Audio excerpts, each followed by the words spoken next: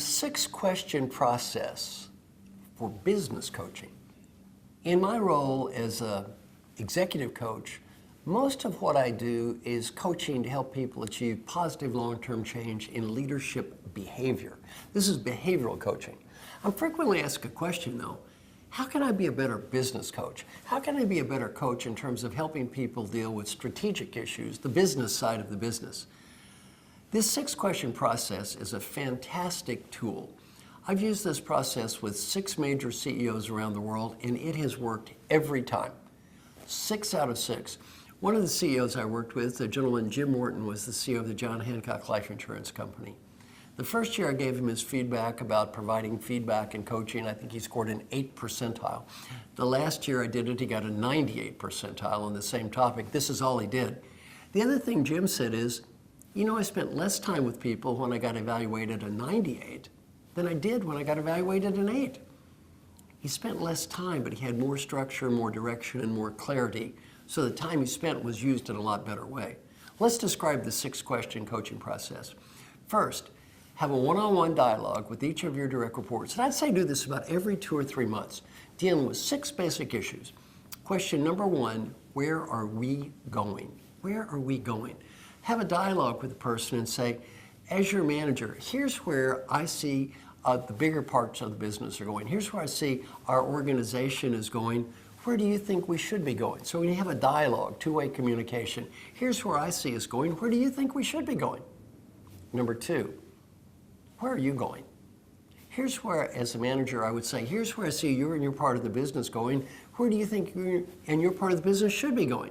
Because you want to have alignment 2 ways. 1, big picture, smaller picture. 2, manager, direct report. You want to have both types of alignment. Where are you going? Number 3, doing well. As the leader, I'd say, here's what I see you and your part of the business is doing very well. Then ask the person a question. This is a question we don't ask enough in leadership. What do you think you're doing well? What are you most proud of? Well, sometimes we don't recognize people, not out of maliciousness, but out of ignorance. By asking this question, what do you think you're doing well, we can often learn a lot. For example, the person might say, you know, manager, I know you had that important presentation to make. The team spent all weekend working on it. It seemed to go great. I was very proud of them. As a manager, I might say, I didn't understand that. I didn't appreciate all the work you put in. Let me recognize the team. So again, by asking this question, what are you proud of? What do you think you're doing well? We often learn things as a leader we didn't know. Question number 4, suggestions for improvement. I'd say as your manager, here's some suggestions I think might help you do even better moving forward. And my idea is feed forward, not feedback. Give them ideas for the future more than feedback about the past. Then ask the person a question. And this is a great coaching question. If you were the coach for you, what advice would you have for you? Then listen. One of my good coaching clients recently retired, George Borst, CEO of Toyota Financial Services. George said he was shocked at how much he learned when he asked people this question. Originally, he thought they'd say fluffy things like, oh, I worked too hard and I need to take a little more time off. He was wrong. He said more than half the time, their ideas on how they would coach themselves, he thought were superior to his ideas on how he would coach them. He ended up saying, look, I gave you my ideas, I've thought about it, let's just go with your ideas. A great question. Imagine you were the coach for you, what ideas would you have? A great coaching question. Then question number 5, as the leader, how can I help? How can I help you? We've talked about what you want to do, where you want to go, how can I help you get there? And then number 6, what suggestions or ideas do you have for me that are going to help me be more effective as your manager? What suggestions do you have for me? 2 ways, not 1 way. Everybody's trying to help each other. Now, here's the key to making this process work. It's something called mutual responsibility. Mutual responsibility. As the leader, what I would say is, once every 2 or 3 months, I'm going to go over these 6 basic issues with you. If at any time you feel a sense of ambiguity, confusion, not clear on priorities, not clear on direction, I want you to take responsibility to come in and talk to me. If at any time you need more feedback, coaching, please take responsibility. If I take responsibility to do my job every 2 or 3 months and cover these 6 basic questions, and you take responsibility in between time, there is absolutely 0 reason we should have any confusion or doubt in terms of clarity, in terms of direction, in terms of coaching, or in terms of feedback. Mutual responsibility. I have never seen this process fail. So as a leader, you want to do a better job of providing clarity, better job of coaching, better job of feedback, better job of recognition. The 6-question process can help you get there.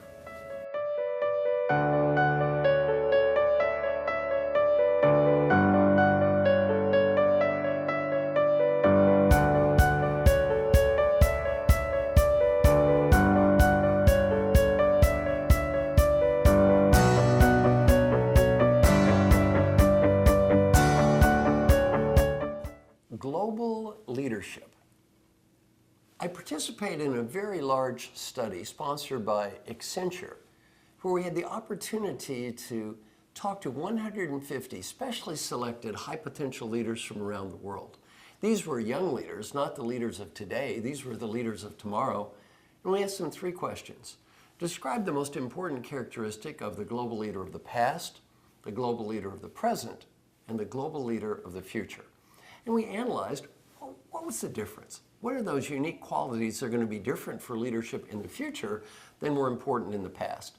Well, the first thing we found out a lot of similarities. We found about 10 characteristics of leadership were the same in the past, the present, and the future. Things like vision and integrity. Well, these were always important. Were important 1,000 years ago, will be important 1,000 years from today. We found 5 qualities, though, that were seen as much more important for the global leader of the future than the global leader of the past. The first one is called global thinking. In the past, leaders tended to be domestic. You tended to manage people within your own country, or even more often within your own region. You didn't really have to worry much about people from around the world. Today, more and more and more leadership is becoming global. Even if you work in a domestic organization, you probably have global suppliers or global customers. So more and more leadership is becoming global, and global thinking is becoming a more important quality of the leader of the future. Number 2 is related to number 1, cross-cultural appreciation. In the past, the concept of diversity, for example, in the United States, was devoted to what does diversity mean here? How do you deal with women in the United States, minorities in the United States? Diversity was again seen as a domestic issue. More and more cross-cultural appreciation is going to mean the leader of the future doesn't need to look at what diversity means just domestically. What does diversity mean globally in terms of different religions, cultures, many different types of differences? The third variable was called technological savvy. Now, this does not mean the leader of the future has to be a technologist. What it does mean is the leader of the future has to understand technology and understand how the most important technology is going to influence our lives today. The leader is going to need to understand what technology is going to influence the value chain, what technology is going to influence logistics, what technology is going to influence marketing. And more leaders are going to have to keep up with new technology. And a lot of leaders aren't doing so well. One of my good friends is Dr. Paul Argenti. Paul is a professor of communications at Dartmouth. Just did a big study. He was pretty appalled at how many CEOs didn't even know what social media was about, didn't understand how Facebook worked. He was pretty appalled at the results. So technological savvy, very important for that leader of the future. The fourth variable, building alliances and partnerships. In the past, leaders were much more likely to operate within the spectrum or sphere of their own business. Today, more and more leaders are going to build alliances and partnerships within the company and outside the company. Let me give you an example of IBM. In the old days, IBM almost used to have no alliances and partnerships. Today, IBM is almost nothing but alliances and partnerships. And they used to take pride in the fact that everything was done internally. Now everything's done with everyone else. And building alliances and partnerships means a lot of different things. It means within the company, more and more your direct reports are going to be like your partners, not just you're going to be the boss. Number 2 is building alliances and partnerships with peers, coworkers across the company, building alliances and partnerships with management outside the company, building alliances and partnerships with your customers, with your suppliers, and even with your competitors. Now you might think, what does that mean, competitors? Even though you're competing on some ways, you might be working together in others. For example, the drug industry. Pfizer might be competing with Merck on one product, collaborating with Merck on a different product. Same industry, sometimes competitors, sometimes partners. Building partnerships is going to be much more important. And the final variable, number 5, is called shared leadership. Peter Drucker said the leader of the past knew how to tell. The leader of the future will know how to ask. More and more we manage people called knowledge workers. Now, what is the definition of a knowledge worker? They know more about what they're doing than their manager knows.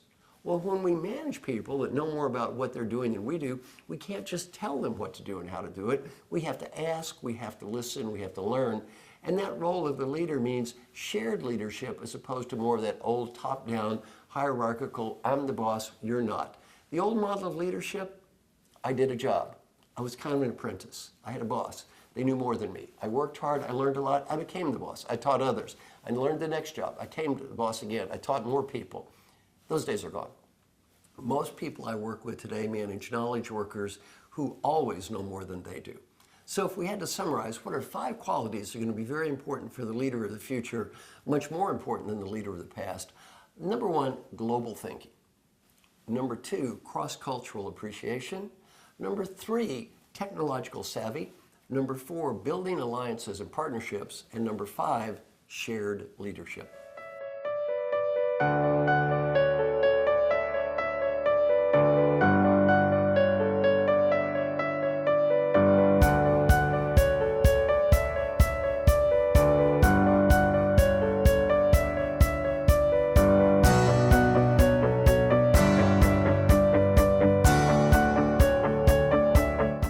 Success delusion. In my role as an executive coach, my life is spent helping mega successful people become even more successful. And what have I learned? Some of the same beliefs that lead to our success can make it very difficult for us to change. For example, successful people tend to share 4 basic beliefs. Each of these beliefs helps us become successful, and each of these beliefs can make it hard to change. That first belief, I have succeeded. That second belief, I can succeed. That third belief, I will succeed. And that fourth belief, I choose to succeed. Now let's talk about each one of these beliefs, why each one helps us become successful, and why each one can make it hard for us to change. The first belief, I have succeeded. I've done an exercise with over 100,000 people from around the world. I say, compare yourself to your professional peers. How many think you're in the top 2, 5, 10, 20, 30, 50, or other? What have I learned? About 70% of everyone I've ever worked with thinks we're in the top 10% of our professional peer group. About 82% of us think we're in the top 20, and about 98.5% of us believe we are in the top half. What have I learned? Successful people are delusional. And the more successful we become, the more delusional we get. Have you ever been promoted? Everyone starts laughing at your jokes. Everyone writes down your comments. Well, maybe we're not quite as funny and as smart as we think we are. This delusional belief that I can succeed actually is positive. The most realistic people in the world are depressed. Here's the problem. We all tend to overrate ourselves relative to our peers and overcredit ourselves relative to our performance. Nothing inherently bad about that. Here's the problem. We all tend to accept feedback from others that's consistent with the way we see ourselves. And we all reject or deny feedback from others that's inconsistent with the way we see ourselves. The better we feel about ourselves, the harder it is for us to hear negative feedback. And also, the higher we move up in the organization, this is not a theory, it's a fact, the harder it is for us to get negative feedback. Why we have power, people are afraid of us.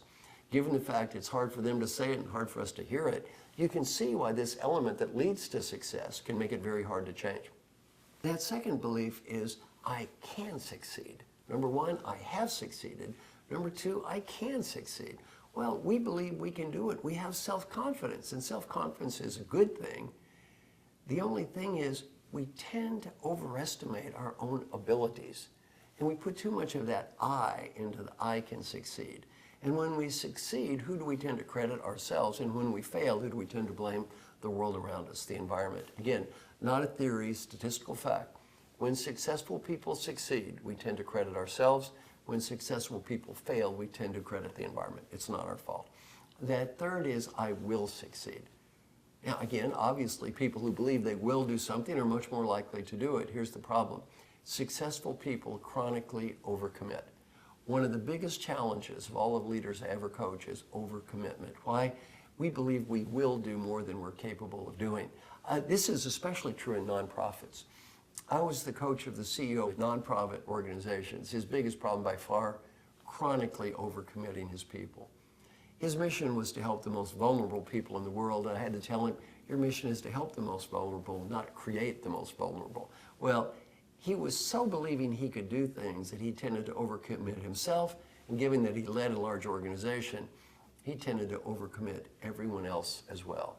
So what to believe? I have succeeded, I can succeed, I will succeed, and finally, I choose to succeed. Now, what does that mean? Successful people, we believe we're doing what we're doing because we choose to, not because we have to. If we do what we do because we have to, we are compliant. If we do what we do because we choose to, we are committed. And obviously, commitment is a good thing. Here's the problem. The more committed we are to a task, the more committed we are to a strategy, the harder it is to ever believe it's the wrong task or the wrong strategy. In my work in coaching R&D leaders in pharmaceutical companies, what item tends to come in dead last from direct reports evaluated to managers? Willing to let go of projects that will not work. It is very hard when we have that strong belief to really let go of something, because it's hard to believe it's not going to work because we're committed to it. And the more committed we are to believing in it, the harder it is for us to ever believe it's not going to work. Now, finally, successful people fall into the superstition trap. What does that mean? Any human, in fact, any animal, will replicate behavior that's followed by positive reinforcement. The more successful we are in life, the more positive reinforcement we get. What is the superstition trap? I behave this way. I am successful. Therefore, I must be successful because I behave this way. Wrong. Everyone I coach is mega successful. Everyone I coach behaves the way they behave. And one thing I have to challenge people with is, you're successful because you do many things right. You're successful in spite of doing some things that are pretty stupid. And I've never seen anyone so wonderful, there was nothing on that in spite of list. So as you go through life and you look at your success, realize those same beliefs that are making you successful can make it hard for you to change. And be careful that you don't fall into that superstition trap. And always challenge yourself and say, I may be successful. I'm probably successful because I'm doing a lot right. And I might be successful in spite of doing some things that are not so brilliant.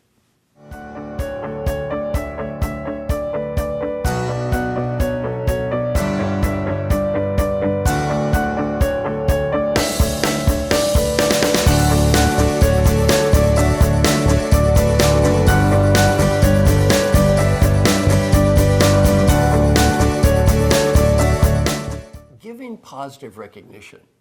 An important quality of effective leadership is the ability to give people positive recognition for a job well done. Very easy in theory. Many of us have difficulty doing this in practice. We don't recognize the people around us as much as we could.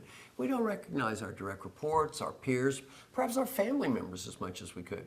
I'm going to give you a very simple and quick technique to help you do a great job of giving positive recognition. This was taught to me by one of my clients. He got 360-degree feedback from all those people around him, and the first year he did it, one item was called provides effective recognition. His score on a percentile basis was a 6. 94% of the people in the world did better than he did. A year later, he moved that 6 up to the opposite direction. He got a 94. Only 6% did better than him, and he was doing better than 94% of the world. I asked him, what did he do? He had a very, very simple technique, which I'm going to share with you. He said, number one, list the important people in your life. Friends, family, direct reports, coworkers, not just at work, at home. List all of those important people in your life, write their names down. Then he said, twice a week I would ask a question, once on Wednesday, once on Friday. Did anyone on that page do something I should recognize? He said if they did, email, voicemail, little notes, say thank you. If they didn't, he didn't say anything. He didn't want to be a hypocrite or a phony. In 1 year, he went from a 6th percentile to a 94th percentile on giving recognition. That's all he did. My suggestion to you is don't reinvent the wheel. Try this yourself. Make the list of the important people in your life. twice a week, look at the list. If somebody did something, don't spend a lot of time. Say thank you, little note, phone call, voicemail. If they didn't do anything, don't be a hypocrite. I think you're fine. Your scores on positive recognition, if you just practice this simple tool, will go straight up.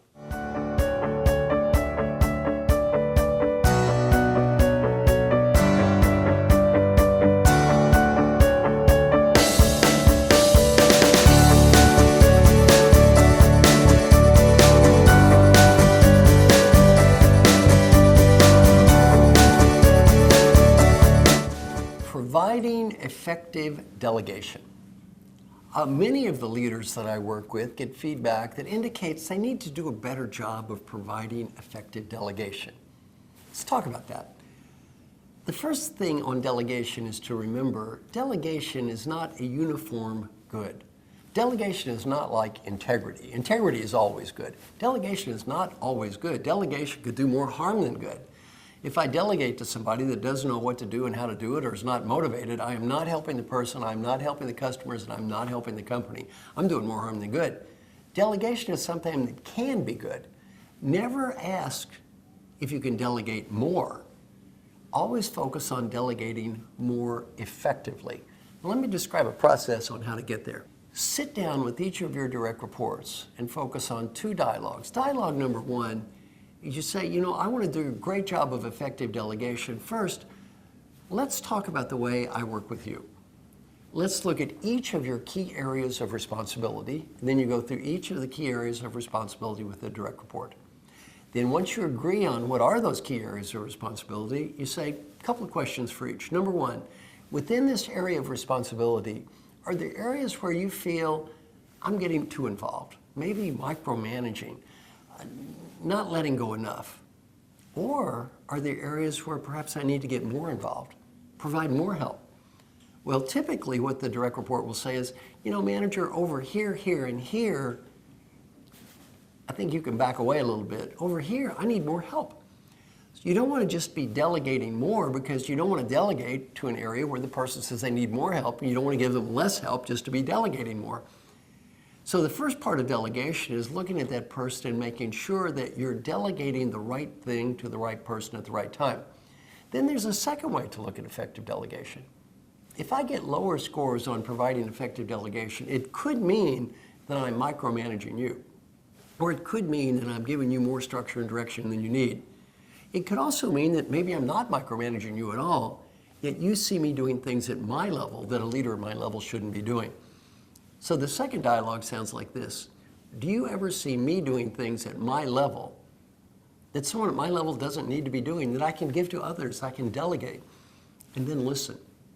And what the lead person might say is, yeah, manager, here's ideas here and here, a great way to save time, and a great way to become more effective. So two elements for effective delegation. One, make sure that you're delegating appropriately on each area of responsibility, letting go when you need to let go, providing help when you need to provide help. And two, get that input that indicates, are you doing stuff that you don't need to be doing at your level? And maybe that's something you can delegate and give to someone else.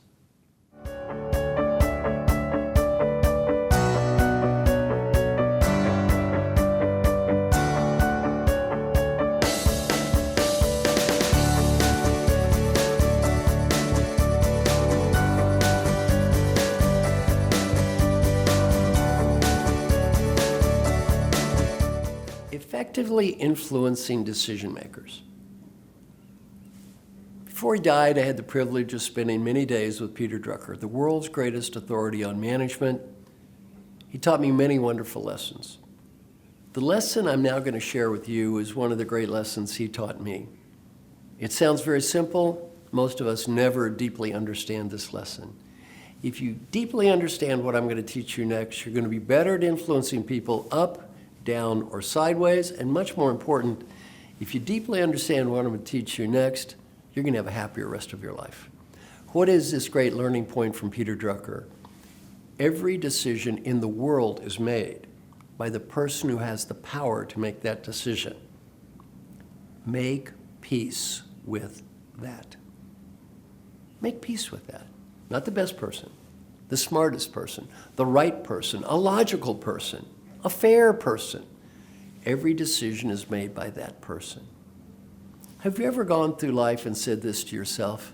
I'm amazed that someone at that level, followed by his crazy, weird, does dumb things or acts like an idiot. We've all said these things over and over. We've had these thoughts every day. Why are we amazed? I have a question. In your life before, have you ever read a history book? Yes or no? Almost always yes. In the history of the world, have most people at these high levels of status, money, and power, are they mostly women or men? Men. Mostly younger, a little bit older. Older. Is there anything in the entire history of this world that would lead you to believe when you take old men and you give them huge amounts of money, status, and power, they begin to act incredibly sane and rational? Now, did you read that book? I don't think so. Do they often get even crazier? Well, here's a Peter Drucker point. Decisions are often made by crazy people. This is life. Great Peter Drucker point. Our mission in life is to make a positive difference, not to prove how smart we are and not to prove how right we are. Our mission in life is to make a positive difference. If I need to influence another person, and the other person is the decision maker who has the power to make the decision, and I need to influence that person to make a positive difference, one word to describe that person, customer. One word to describe myself, salesperson. It's not their job to buy, it is my job to sell. Key learning point, sell what you can sell. Change what you can change, and make peace with what you cannot sell, and make peace with what you cannot change. When you sell to the decision maker, you treat the decision maker as a customer. You sell to their needs. You don't sell to your own needs.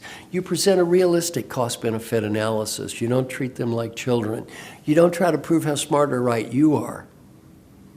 You treat them like a customer and you sell to what they need. You sell to the big picture.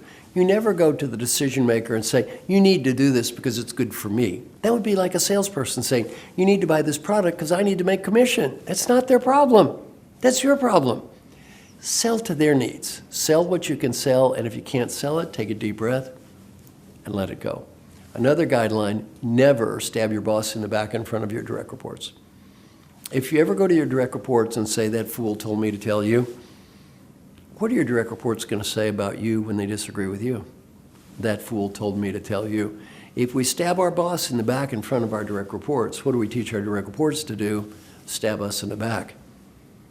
Never say bad things about your parents in front of your children. If we say bad things about our parents in front of our children, what do we teach our children to do? Say bad things about us. Well, in terms of influencing when you don't have power, the Peter Drucker points are clear. They're the customer, you're a salesperson. Now let's look at this same Peter Drucker logic in the opposite direction. Now let's assume you have the power and the other person is trying to influence you. In this case, let's pretend I'm the boss and I have the power. And I don't agree with the person. I can't just say thank you and let them do whatever they want. The other person comes to me and says, I want to do X for the following reasons. I can listen and say, I respect you, I understand your logic, you want to do X, you've explained it pretty well. In this case, I want to do Y for the following reasons. The other person can come back and say, well, I disagree. Rather than proving the other person wrong, which is my instinctive reaction, I can say, you know what, I realize you disagree, I respect you, you're a very bright person, in this case we just disagree, I still want you to do Y for the following reasons. The direct report can come back to you and say, well, I think you're wrong, boss. You know what I can say? Maybe I am wrong. On the other hand, I've listened to you, I've thought about it. Neither one of us have a crystal ball. We're both kind of guessing the future here. I've heard what you have to say. Here's what I want you to do. Here's how I want you to do it. Here's when I want you to do it. Why? If you're the boss and you have the power to make the decision, you're going to get to decide anyway. You don't have to prove the other person is stupid. You don't have to prove the other person is wrong. You don't have to prove you're right. The reality is, sometimes you're not going to be right. Sometimes they're going to be right. Why? Business is a judgment call.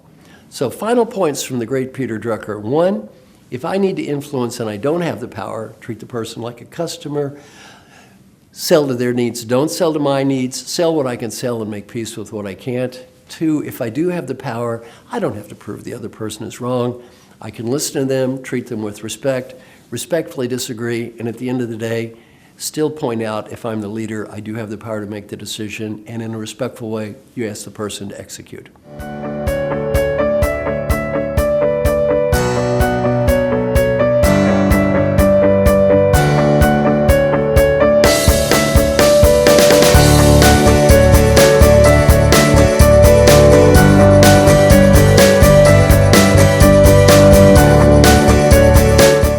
Showtime.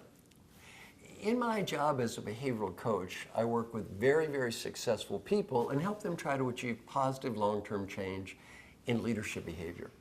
One woman I was coaching, a fantastic leader, reported to one of the most famous women CEOs in the world at the time.